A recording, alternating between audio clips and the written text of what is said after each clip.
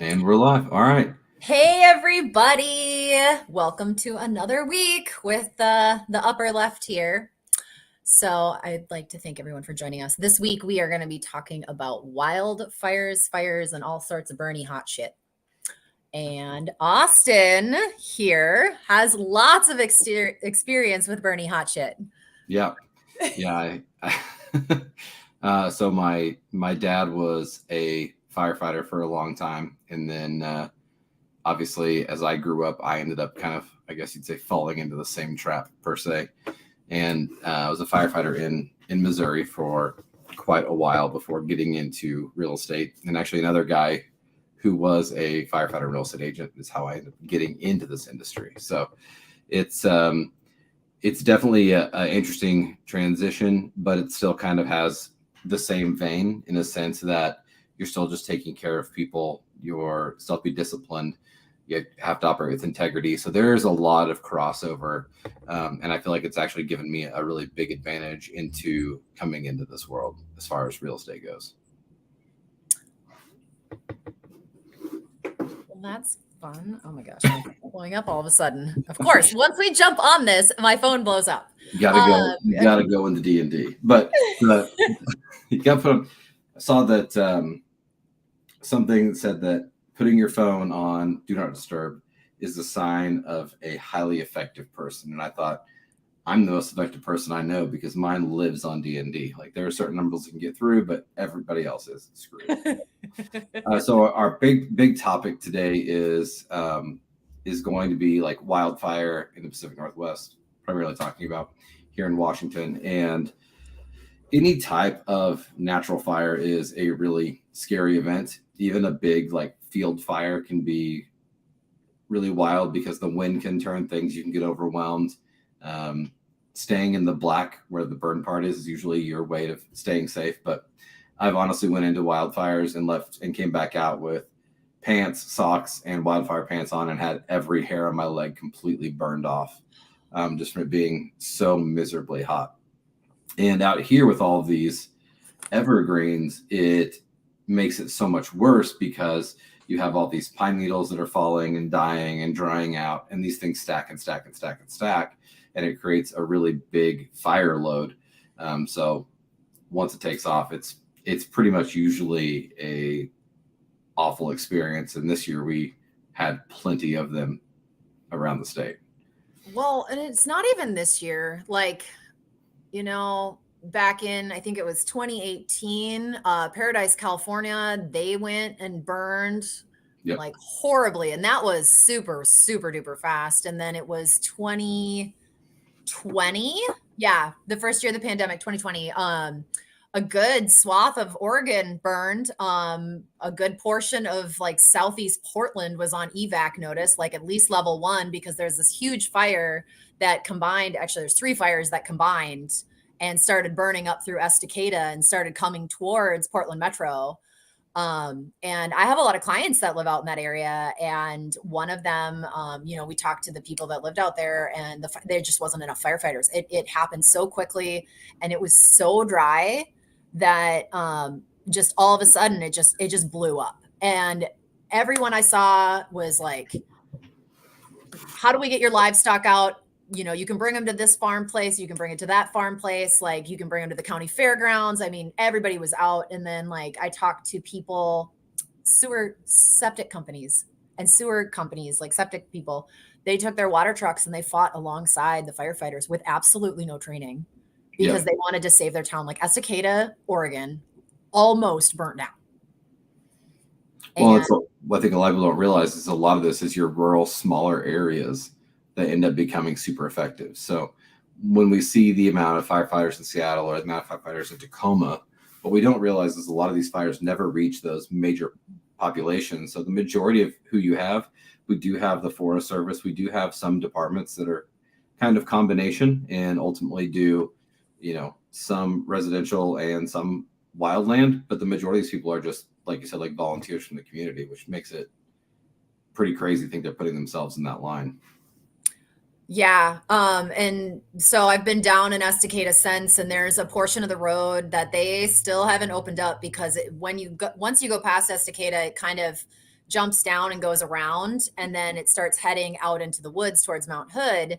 Well, on one side of the embankment, it's literally almost straight up. And that used to be covered in trees. So now the trees aren't there. So what happens is when it does rain, that embankment, since those trees aren't there anymore, is basically turning into a potential mudslide because the rocks and the all the roots from the trees aren't stabilizing the hillside anymore. So they have to go in there and fix all that. Otherwise, they can't put the traffic through that road.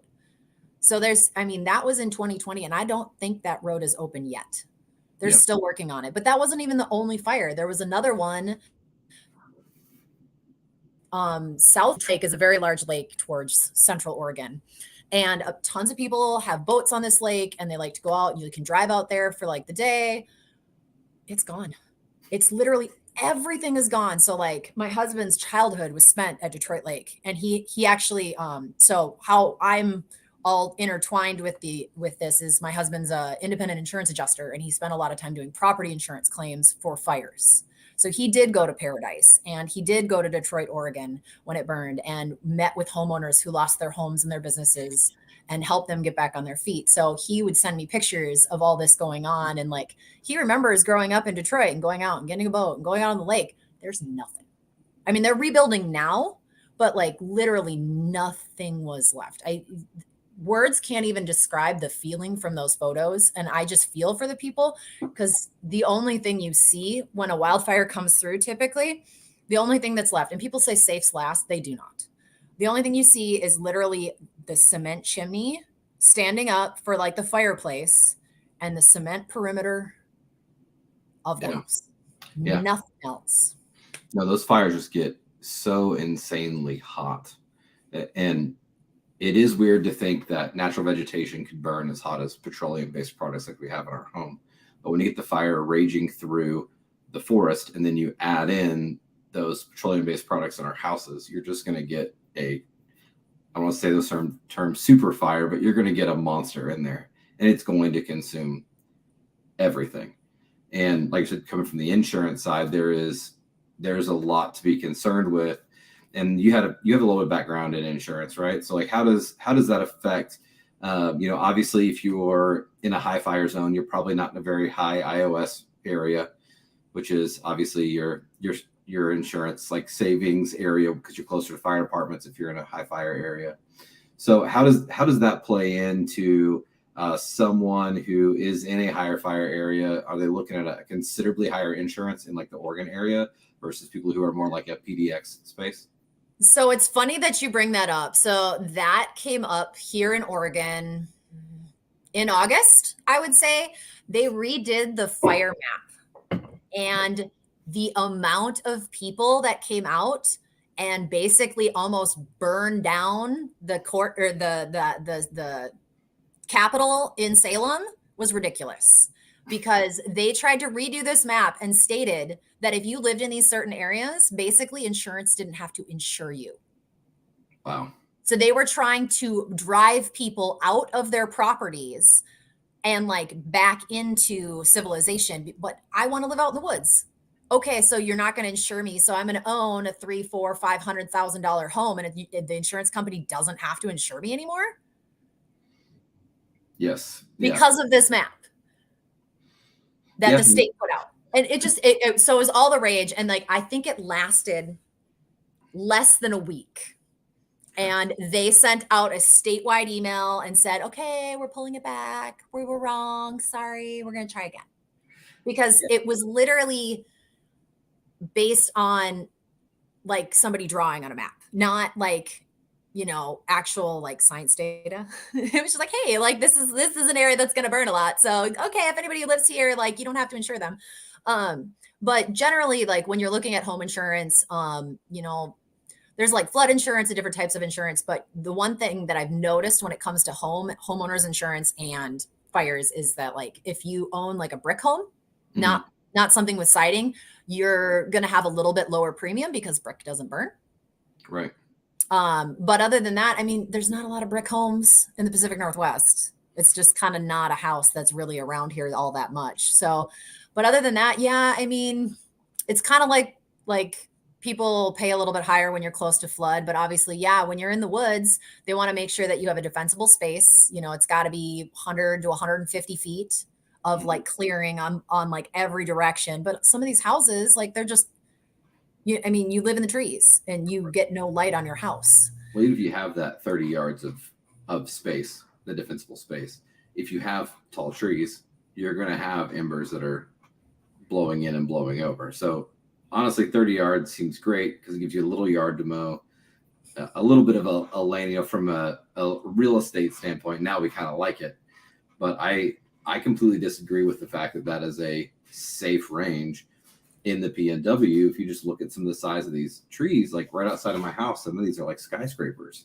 So one of them comes down. How's that 30 yards going to really protect me? And we see that constantly. We see homes move into, you're good, to, oh, hell, everybody get out. This is going to go south.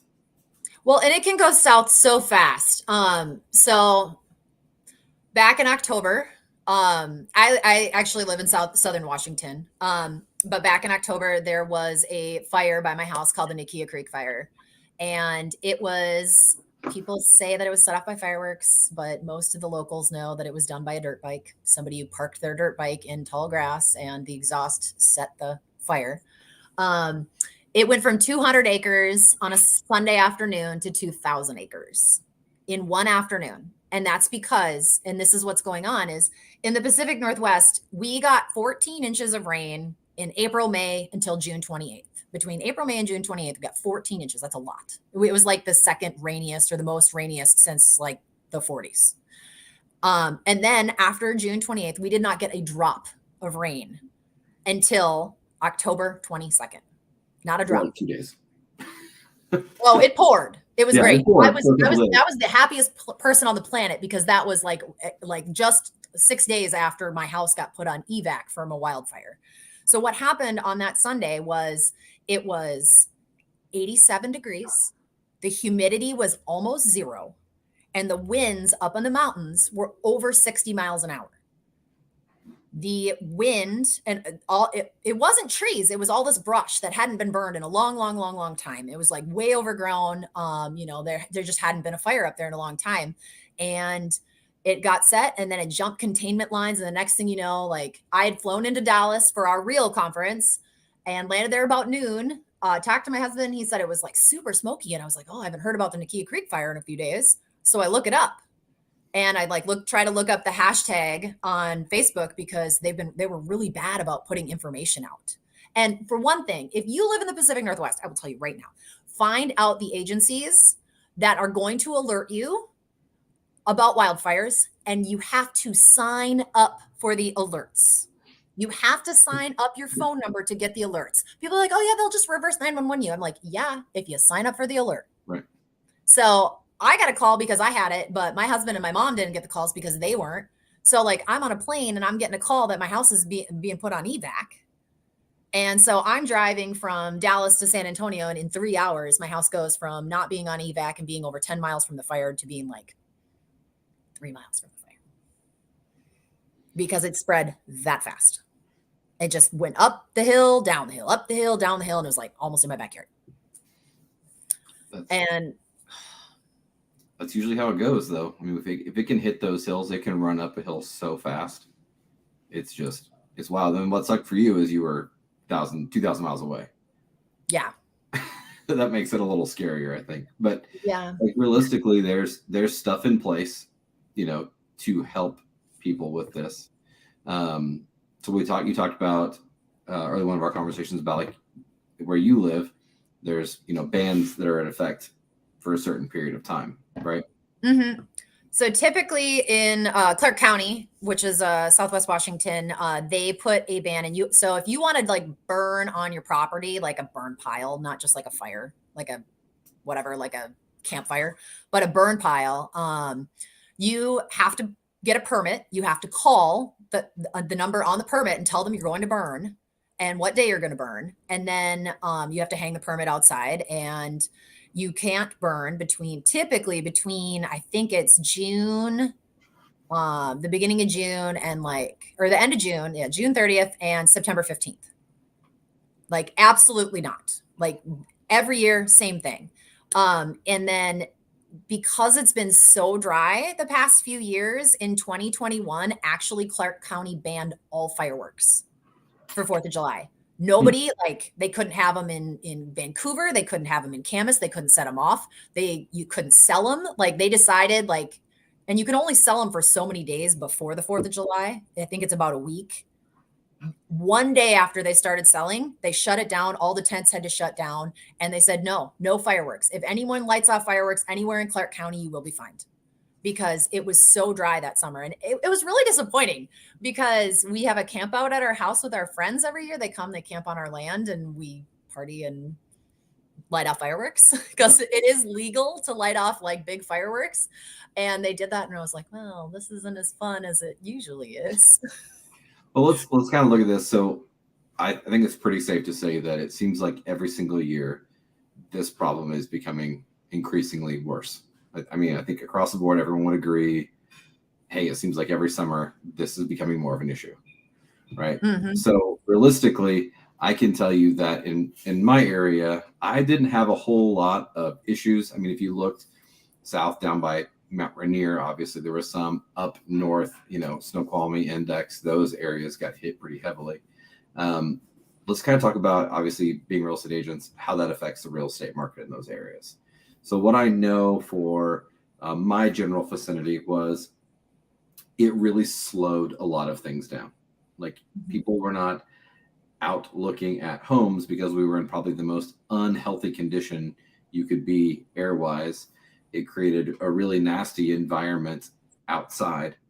And I've always seen people bring up this thing about, I don't want to try to put my house on the market in the winter because it's like cold and it's rainy and it's snowy and blah, blah, blah, blah, blah. And we know that doesn't really affect the housing market. People who are shopping are still shopping, whether it's raining, snowing, whatever, especially here because it rains so much. But I saw an actual pause in a lot of markets because of these fires. Absolutely. So I think, so is timing or is expecting fire season now something that you think that potential sellers should look at when they're putting their home on the market? I mean, I think so. So back in 2020, when we had the big fire down in Estacada, Oregon, I was doing real estate. But honestly, like, I'm super sensitive to that. We had like hospital level air scrubbers in our house. We taped a couple of our doors shut. Our house is really old, so it leaks a lot. We literally, and I was going in and out of a slider because, like, I had to tape the door shut because you could just smell it in the house. But nobody was out looking. I mean, I saw the numbers for that week, and for almost 2 weeks, the sky was orange all day. It was like a cloud, but it wasn't. The AQI was over 200, and actually was over 300, almost 400 that summer for 2 weeks. And I was like, I can't even go outside in like a regular mask. I actually got our asbestos masks for when my husband and I work on our house. I got those with the big breathers on to go outside. And my clients looked at me and I was like, I'll pass out and I'll get a massive headache and I'll get really sick if I stay out here. And so we were looking at the numbers for those 2 weeks, and it just, people did not want to leave their house. People were allowed to stay home. Like, more people were allowed to stay home. I know it's still the pandemic, but like, nobody was out. And yeah, I showed houses and my clients bought during that. And they should have had competition for that house. The house that they bought and they purchased is amazing and beautiful. And the next house that went up 2 weeks later sold in a day. This one was on the market for almost 14 days because of the weather, of the fires, because it was literally orange and smoky for 2 weeks. I mean, it's not really much of a surprise. And if you look at these, pull this up here. If you look at these wildfires here, like, you'll see Mount Rainier, obviously down here a little bit. You see the Goat Rocks fires that were right here. As the wind blew on these Goat Rocks fires, literally it would affect everything up through about Tacoma, everything over through Yakima. These were just super bad. And we saw the same thing, these Bolt Creek fires, all of this right up in this top area spread and ate up Everett, ate up Index, ate up Snoqualmie. So even if there wasn't stuff like directly in your area, it was so aggressive that you were kind of sunk. And if you look here at the southern part of our state, you can see there was pretty hefty. I can see the Nakia Creek one on there. It's the very bottom one. Yeah. So those while you're looking at those factors and you're thinking, okay, well, maybe in this little area, those things spread so much with the smoke and everything. So it does become a lot more, I think, of a violent trajectory than what we might be considering. Yeah, it's definitely, and it's not just Washington and Oregon. I mean, obviously Oregon gets smoke from California. I vacationed for a little while in Montana around Labor Day, and we actually cut our trip 4 days short because we were in Missoula, and the AQI was over 200. I was driving down the Bitterroot Valley. We wanted to go down to Darby and see where they filmed Yellowstone, and I couldn't even see more than one house deep off the road. And I knew there was mountains on both sides of the Bitterroot Valley. I couldn't see anything. I couldn't see farther than a house. It was like fog. And I was like, we can't even do anything. Like, I can't hike in that. I can't be out in that. Like, I'll pass out. And so we drove down to Darby. We drove past the place. We drove back up. We looked at each other and I was like, well, I can't do anything. So we drove back to Spokane. And then, we got up, and the next day the fire, and there was a fire raging in central Idaho. And that's where that smoke was coming from. And we talked to people in Missoula, and they're like, oh, this is just September. You just get used to it. It's orange and smoky for like a month. And I'm like, that's just not healthy. No, it's terrible. So let's talk about prevention for a minute, as we're kind of creeping through here. So there's a lot of different things you can do for your house. Let's take a look at a couple of them here. Get this all pulled up. Well, while he's getting that pulled up, I do want to talk about a little bit more of like what else is going on in the Pacific Northwest. So we talk about the fires. There's campfire bans, and a lot of this starts from campfires. A lot of these wildfires start from people not putting out their campfires, and that is like a huge thing. And in the summers in Oregon and Washington, they ban campfires at some point. So you'll go out camping and you can't have a fire. So you better bring a gas grill to cook on. And just because people cannot be responsible for some reason, it is very difficult to make sure a fire is out. Well, you look at and people who are trained to not absolutely won't do it. But you really just got to look at your surrounding and look at the amount of danger you're putting other people into. I mean, I know common sense is obviously not common. I heard a story of a firefighter who actually died in Colorado. He was out hiking, got lost, and he ended up not starting a fire in the woods because he was trained to you don't start fires in the woods, end up freezing to death out there. I necessarily wouldn't blame that guy, but a lot of what we see in these fires is just pure recklessness. We see people that don't clean up, they don't cover their fires up, they leave stuff out. Something as simple as an animal coming in and kicking embers around with a lot of dry pine is a disaster waiting to happen. Yeah. So I got this pulled up here. It's some things you can do to kind of take care of your house.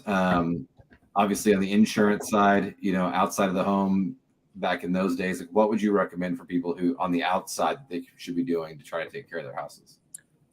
Just making sure that your brush is cleared up. I mean, obviously, even from a real estate perspective, like your bushes shouldn't be encompassing your house. They shouldn't be touching your house, cleaning up the brush, whether it's the leaves or the dry grass, making sure that you have a decent amount of defensible space, and just not a lot of extra dry goods laying around. Do you guys have like these fireproof shutters and stuff on your house down where you're at? Is that something you see pretty commonly, or is that pretty rare? We're in like the edge of the foothills, so we're not quite in the mountain, but the people behind us, like, I guarantee you they've got some more fireproofing. There's a couple houses up there that they're in the woods, but they have definitely dug out the space around their house to, if a tree was to fall, but the embers float, and those fires that burn, like, you're going to have 30 mile an hour winds. They're going to carry an ember away. As they're not going to, it's going to be difficult. So when those fires start coming around, they talk a lot of times where you see the houses that survive are the ones that like put sprinklers on like T-posts in the ground and leave them on. and just leave their house. Yeah, that's an excellent idea, honestly. I mean, I think that there's a lot of opportunities to do little things. Like I like on this one, that dumb as it sounds, like just from a real estate perspective, it sounds silly, but like keeping your like roof and gutters clean is something that's a really easy thing that you can do just to keep yourself squared away. I mean, people don't like doing it. I get that, but you have a lot of organic debris that's breaking down and decomposing. That's going to be a high fire load, but it's also going to mess with your gutters. We're going to have a lot of, moss buildup in our area on these roofs. So you got to really watch. There's a lot of it's pretty easy stuff that you can do to kind of take care of your space.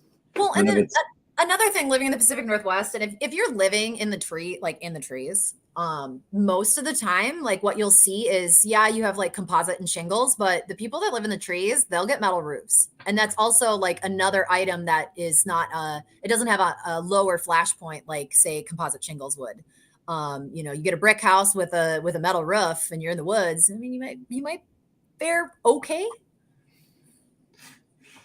Definitely. And on the inside, obviously this one talks about like, reviewing your insurance policy. I thought would be something pretty interesting. So having that background, if you've got your homeowner's insurance, let's say maybe you've just bought a house and you move into it, a lot of people right now are kind of setting up their insurance policies to essentially get their loan done, right? Home prices have skyrocketed. I don't see people are cutting corners for insurance, but to a certain extent they are, I think, trying to find an insurance policy that makes their monthly payment work or helps them get that little interest rate that matches. So now maybe we've done that. Maybe we've gotten the less than favorable insurance policy. What are things people should be looking for as they're going back to reevaluate if they live in these types of areas? So the one big thing I recommend is call your insurance provider, whether it's your agent or whoever you got, call them every year. Because policies change every year. I know in different states, they have different things. Like, so one example is like sometimes they'll have like a roof endorsement and you have to pay a little extra. In states like Colorado, they actually have the roof has a separate deductible from the rest of the house. So the house has a 1% deductible. So basically the value of your house, 1%, that's your deductible. Or you can pay more money to have like $1,000 deductible. It just depends kind of where you're at. And then the roof itself is like a $5,000 deductible minimum. And most roofs in states like that, they have a lot of clay tile roofs. So those typically don't get damaged by like hail and fire as much. But, understanding what endorsements or lack of endorsements that your insurance policy has. I got to tell you, pay for the insurance, pay for it. Absolutely pay for it because you will get owned. I had a gentleman. So not only did my husband work in insurance, but I actually worked in restoration and helped people in like restoration construction when their houses did burn down. I worked in the office, but I dealt a lot with people's policies and the insurance companies providing checks. And the biggest thing was people were underinsured. So your insurance policy covers to a certain dollar value. And then it goes up so much every year, right? And there's different types of policies. There is the actual cost value and then replacement cost value. Actual cost value and replacement cost value are very different. Replacement cost is basically like what it would cost today. So if it cost $180,000 to build your house in the 80s, what is it going to cost today to build that house? And then there's actual cost value, which they'll do like a basically depreciation on how old your home is. So know the difference between the different types of insurance. Do not skip on it. Do not skip on it. Do not skip on it because you're just going to end up paying for it later if something happens. Because it doesn't have to be a wildfire. It could be a water loss. And if you're looking at saving $13 and the next thing you know, you had a water loss in your house and your deductible is $10,000. Do you have 10,000 or should you have paid the extra 13 a month? Right. And so do you guys see, this is another question I was curious about. Do you guys see any stipulations in lending out in that area where you have higher fire probabilities? No, not yet. I think Oregon's trying with that fire map. I think they're trying to get people, like they're trying to get people and like push people in from being out there, because I mean it is dangerous for the firefighters. I mean, I met some of those crews when we were driving back. We were in there was a whole bunch of firefighters at this truck stop. It was like middle of the night, and they were on their way to battle the Nakia Creek fire. And it was, I mean, it's scary for them. Like they don't want to be out there chasing these fires and being away from their families and endangering themselves. I mean, they do it because it's it's what they believe in, but it's also, risking other people's lives. But I feel like people should be able to live where they want too. Yeah, I mean, you should be able to go wherever you feel like you want to go. I was just curious if lenders or appraisers are being more sticky because they're in those higher fire environments. Not yet. I would say take advantage of that now then. Yeah. And I also keep in mind, I don't work as much out in Central Oregon where they do have more fires. But even in the Estacada area, I mean, we had that huge fire, and they're pretty much right now, they're still just on the whole like flooding thing, like FEMA flooding, that kind of thing. But I think we're on the cusp of probably having something similar for fires soon too. So what do you suggest? I mean, obviously I think you are in more of a market than I am. I mean, I've got the Cascades, but they're out of ways enough, and even Mount Rainier, that area is far enough. So what should people be doing? Do you need to prepare for this season, or is it something that you're just, it is what it is, it's coming? If you have your barrier set, or the other things people should be doing besides having that 150 feet of barrier space? Well, just like any other disaster, I mean, people that live in hurricane areas, they understand, like this is the checklist I need to do for my hurricane. Or for us that are from the Midwest, okay, what happens when there's a tornado coming at me? Like, what do you do? For this, I thought I was prepared when our house was ready to go, but we were not. One thing, recommendations from my husband is that after Paradise, the people that got their houses and their insurance claims processed the fastest were the people that had the most information about their home, whether it was like sketches of it or photos of it from maybe a recent real estate sale. We were looking up houses on Zillow to like see if there was pictures. If you can access the MLS and get old pictures. If you've got social media and you've got pictures of family gatherings and all that kind of thing, great place to start. But honestly, the one thing you absolutely should do every year, especially if you're living in a wildfire area, or a tornado area, honestly, is take a video inventory of both the interior and the exterior of your home, and do it on your phone and put it on the cloud. Do not put it on your laptop, because your laptop can burn. Put it in the cloud, because then what you can do is you can provide that information. Because I'm going to tell you, like, I thought I had my shit together, and then my house was burning, and they're like, what should we take from the house for you? My friends were like, I'm like, I didn't have a list. I didn't have a list of things. I'm like, it's stuff. I don't care. I mean, I said, grab my wedding dress, and that was like, and my pillow. And those were like the two things I wanted from the house. But I couldn't think of anything else that I like wanted. I was like, I can just replace it all. But the thing is, the other half of it is with your insurance, they're only going to replace a certain dollar value inside your house too.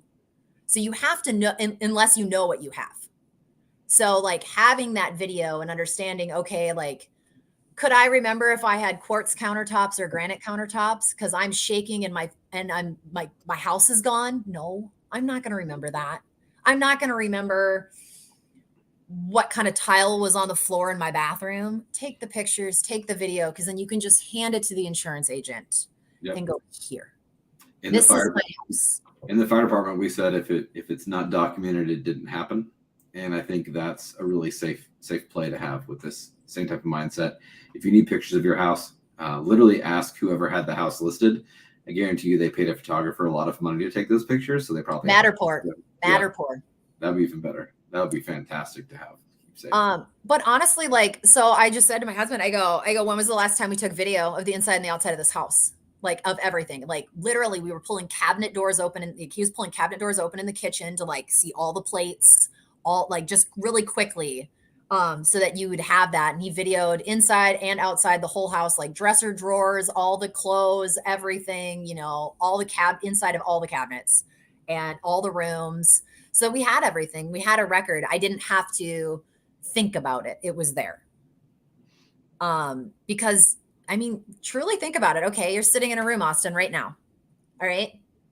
How much dollar value is in that room you're sitting in?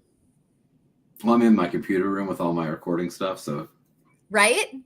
Now, okay, your house burnt down. What was in your room?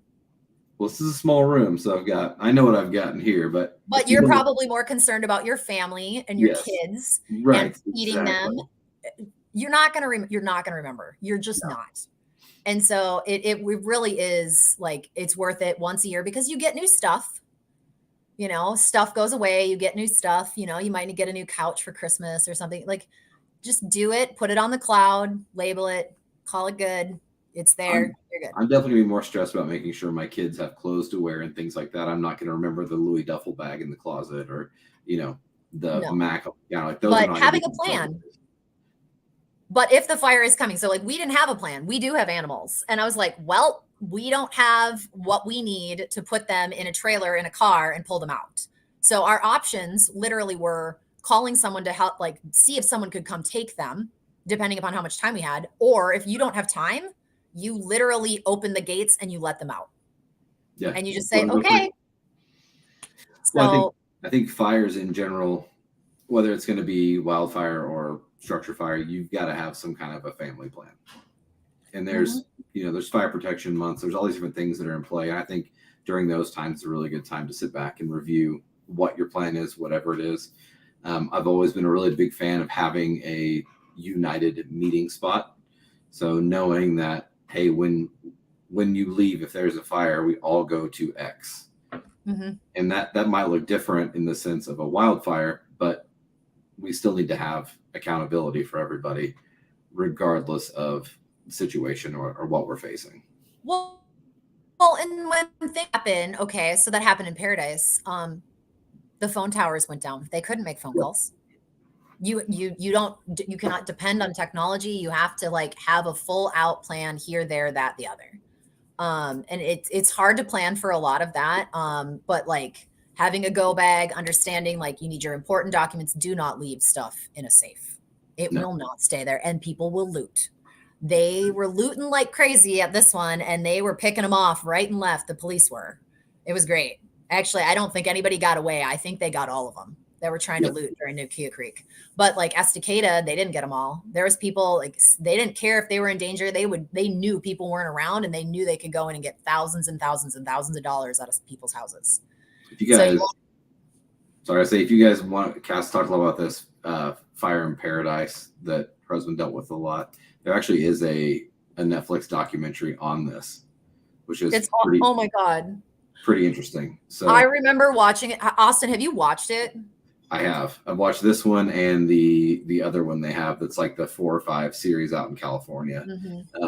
Both will give you a lot of really great insight into what this is like and what this world is like. It's very overwhelming. That fire, that one, the fire in Paradise, literally in the first 30 seconds broke my heart because I like saw people on there that I knew from like Andrew, and I knew he had sent me pictures of some of the places, and they talked about the one thing that kills me the most in that one is they talk about I think it was about 100 people. They were at a community center and they couldn't get out. Extreme weather. And they were literally sitting on a cement pad while the fire was completely engulfing them on every side. And there was like 100 of them. And moms, dads, kids, everything. They were just literally laying there crying. And what are you going to do? What happened is the transformer blew and 60 mile an hour winds, and it came over the hill like that.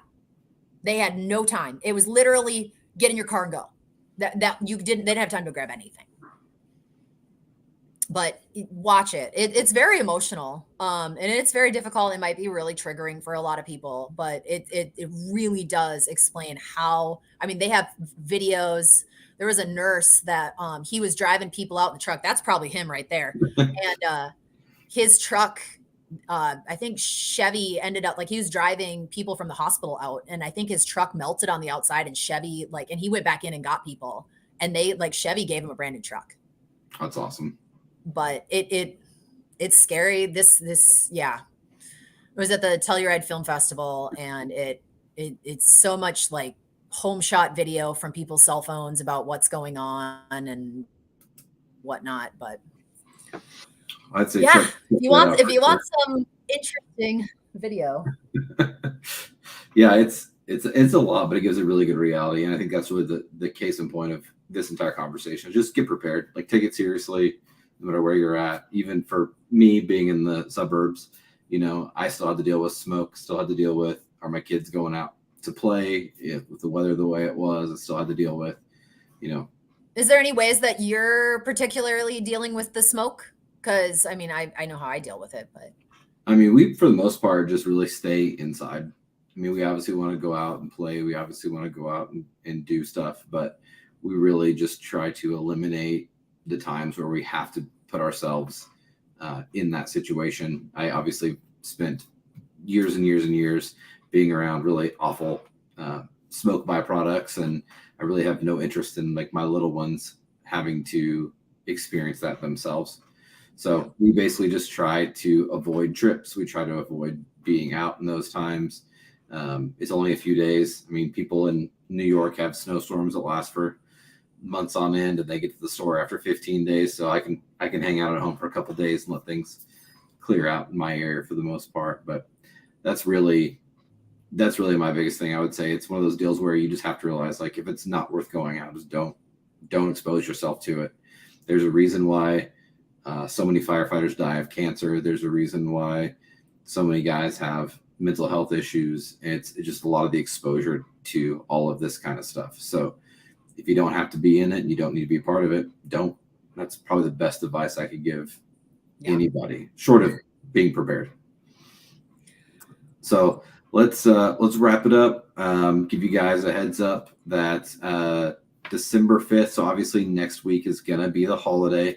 So we're going to take that off and be with our families. And then December 5th, we're going to sit down with Patricia Young, who's, for me and Cass both, some of our favorite people. We're going to talk about the real estate market in Texas. It's been such a hot button item, I feel like, for the last year. You talked about people just blowing out of California and moving to Texas. We're going to kind of get some clarity on what that looks like.